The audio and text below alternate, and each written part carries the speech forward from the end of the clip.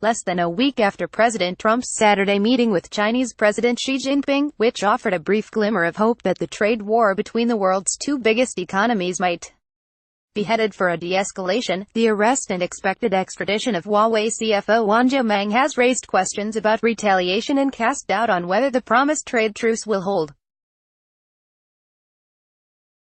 And adding to those pressures, the Wall Street Journal reported on Friday that the DOJ is planning yet another in a series of indictments against China's intelligence agents or suspected government-linked hackers.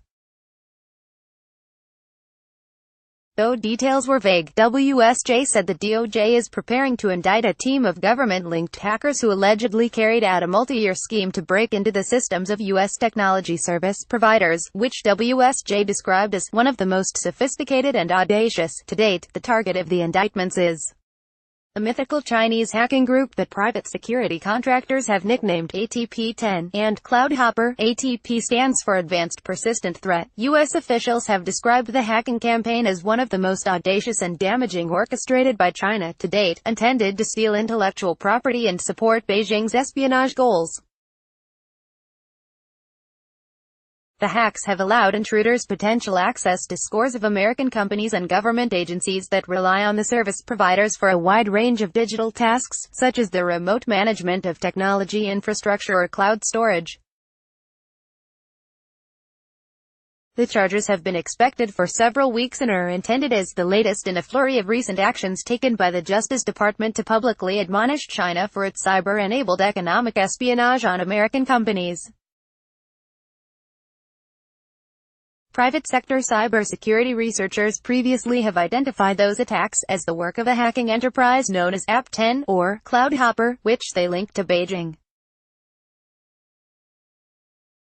APT stands for Advanced Persistent Threat. The indictments would follow actions against 10 Chinese intelligence officers for trying to steal trade secrets from U.S. aviation companies, as well as an action against a Chinese firm for allegedly stealing trade secrets from U.S. chip maker Micron Technologies.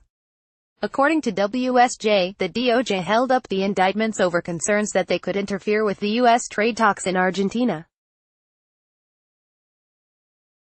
The timing of the release of the charges was held up due to concerns among some U.S.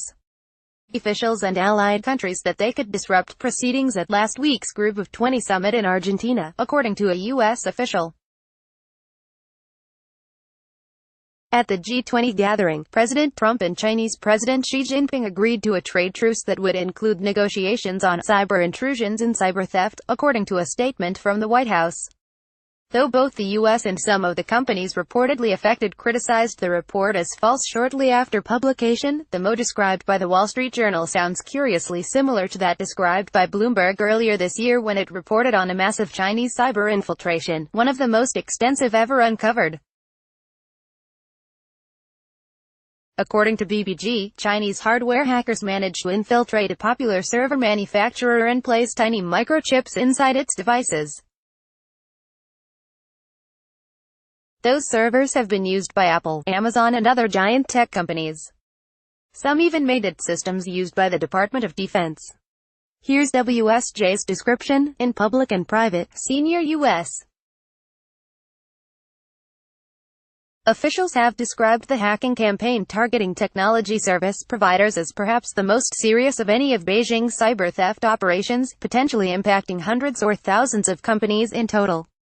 In October, the Department of Homeland Security warned of an active hacking campaign targeting technology service providers in the energy, healthcare, communications and manufacturing industries for the purposes of espionage and intellectual property theft.